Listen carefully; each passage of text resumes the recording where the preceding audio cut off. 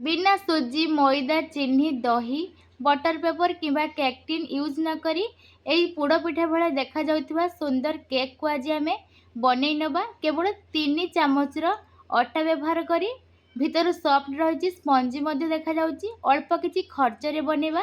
जे केही भी वीडियोटी देखिले ना एई रेसिपीटा निश्चय बनै पारिबे। बहुत सिंपल मध्य रही, बेसी किछि खर्च भी नहीं एथिरे।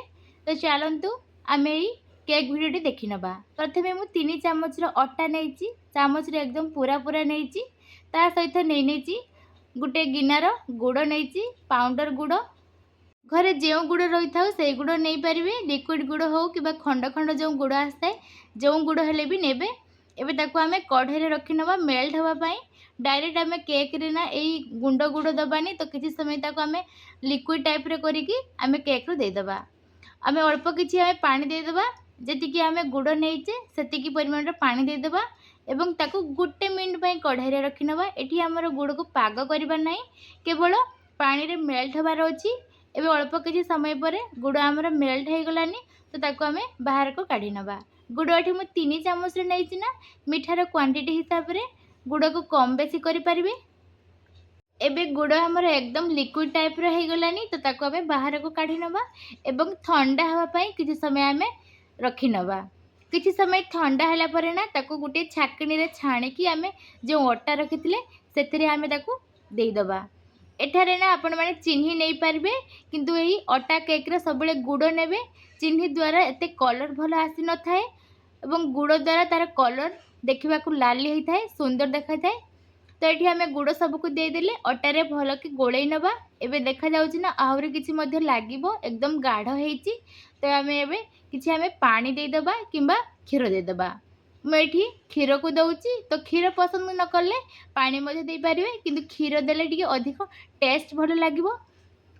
एका थरे आमे क्षीर दबानी, जेतिकी लागिबो सेतिकी रे दबा एवं बारंबार एमती गोळेई नबा। बारंबार गोळेया द्वारा एबे देखंतु अल्प किछि समय परे तार स्मूथ बैटर बनि जाईची।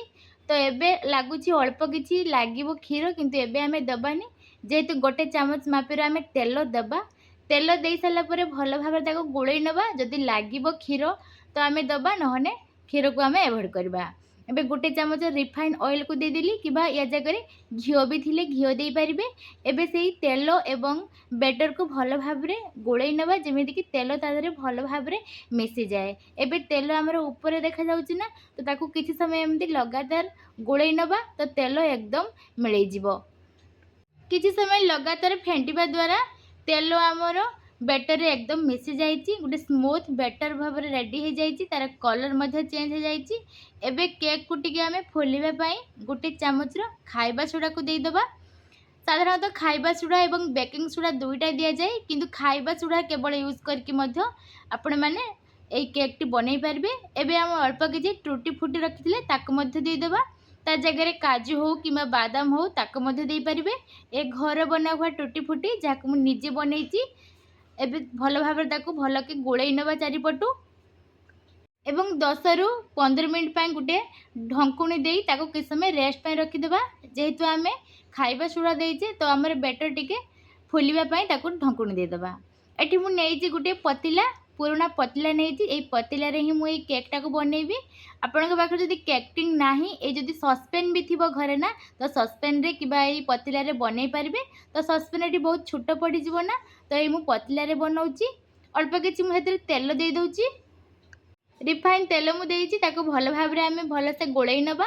घिओ थिले घिओ मधे देई पारिबे, किबा आपन पाखरे जदि बटर पेपर अवेलेबल थिबो तो देई पारिबे, नहने भी सेमिति रे ही केक टी बनि जिवो। एथिरे मु ना मैदा ना अटा किछि भी गुंड डस्ट करूनी, एमिति डायरेक्ट तेल देई एबे आमे बैटर को रखि नबा। आपण माने देखि पारथिबे बैटर रे कंसिस्टेंसी केमिति एमिति तार भले देखा जाउची। तो बैटर को आमे सब जाको पतला रे रखि नेले एबे ताको भल भाबरे टिके टैप करनबा, जेमिति कि बबल्स गुला को न रहे, भल भाबरे चारियाडे खेळे हे जाए। एबे ऊपर टिके गार्निशिंग पई आमे अल्प किछि टूटी फूटी मध्य देई दबा। टूटी फूटी बदल रे घरे नडिया हो किंबा बादाम काजू जहाँ भी थिले ता उपरे गार्निशिंग करि पारिबे। एबे गुटे मु तावा नेइछि, ताको 5 मिनिट हेला एकदम गरम कर रखिछि। ता उपरे एई पतला को रखि नबा। डायरेक्ट तो आमे पतला को गैस रखिबानी, केक हमर पुडी जिवो। तो ये तावा उपरे रखी नबा एवं साथी गोटे कभर देदेबा। कभर जो होल रही ना ताको आम बंद करनबा जेमिति कि बाष्प बाहर को आसबनी एवं केक आमर भल भाव में फुली उठिबो। एमिति 15 ରୁ 20 मिनट पई ताको आमे कढ़ाई रखी नबा केक को एवं 15 ରୁ 20 मिनट पर एबे चेक करनबा केक आमर भल फुली कि नहीं। एबे देखंतु ढंकुणी आमे उठे नैचे परिष्कार भाव में केक आमर फुली जाइछि। जति कि बेटर आमे देथिले ना तार 2 गुणा फुली जाइछि एवं गोटे गोलाकार शेप मध्य हो जाइछि भल देखा जाउछि मध्य। तो गोटे चाकू साहाय्य आमे देखि नबा ना ता भितरे कंचा रहिछि कि नहीं। जदि केक आमर कंचा रही जाए ना ताकू 2-3 मिनिट पाई गैस रखी नबा गोटे ढंकुणी दे। तो 2-3 मिनिट पर ना भल भाव में केक आमर हो किंतु एठी केक आमर बिल्कुल भी कंचा नहीं। ताकू आमे बाहर को नहीं आसीबा एवं ठंडा होगा कि समय रखिबा। ठंडा हैला परे ना तार चारिपटे एमती चाकू साहाय्य कट करनबा जेमिति कि भल भाव में बाहर को आसे। एथिर तो आमे बटर पेपर किंबा अटा कि मैदा गुंड दे ना तो एमती चाकू चारिपाटे एमती खेल नबा। एबे गोटे प्लेट दे ताको बाहर कर नबा। पतला को ओलटेना हाथ में एमती प्रेस करनबा जद्वारा कि केक आमर भल भाव में बाहर को बाहरी आसीबो एकदम बिल्कुल भी भांगिबो नहीं। एबे केक को देखि पारुथिबे गोटे छोट पोड़ पिठा बेले देखा जाउची।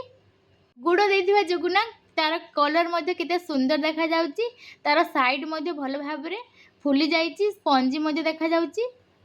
कम खर्चर एवं कम समय रे एई सुंदर केक टी बनी जाइची केवल अटारे व्यवहार करी। तो आपण माने भी एहीपरि निश्चय ट्राए करंतु घरे समस्ते खाया पई पसंद करिवे।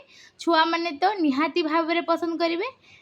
काटिकी भी आपण मानकु देखौची केते सॉफ्ट स्पंजी बनीची एकदम तुला परी नरम।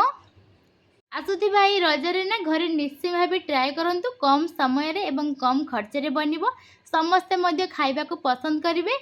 आपण मानकु जदि एई भिडियोटी निश्चय भल लागि थाए तो गोटे लाइक शेयर सब्सक्राइब निश्चय करिवे। रहिली नेक्स्ट वीडियो देखा हबो। जय जगन्नाथ।